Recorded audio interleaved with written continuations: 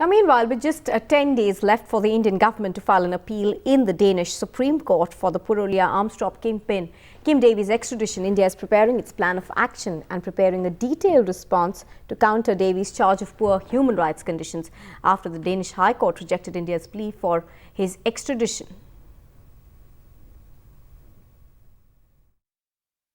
When I was speaking to the senior officials of the Central Bureau of Investigation, which is the lead investigating agency in this entire matter, it said that the judgment was not delivered, absolutely not delivered rather, on the merits of the case. In fact, the Danish prosecutors, Danish Department of Justice has communicated to the Government of India that the merits of the case were not even considered by the Danish High Court, and simply because the plea moved by Kim Davies was that Indian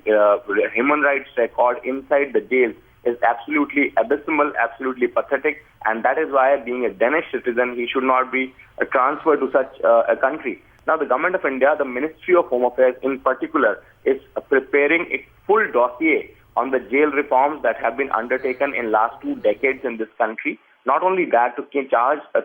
counter-charge Kim Davies' propaganda of poor human rights record, Government of India is going to specify the instances of National Human Rights Commissions of India's intervention in the jail matters. In fact, they are going to also specify how private non-governmental organizations regularly visit high-profile prison and prisoners. So all the measures of the prison reforms are going to be given to the CBI by the Ministry of Home Affairs, which is then going to pass it on through diplomatic channels to the Danish prosecutors to make sure that in the next 10 days, the Danish Supreme Court is approached by the Danish prosecutors and an appeal is filed against Kim Davies' charge of poor human rights record in Indian jails.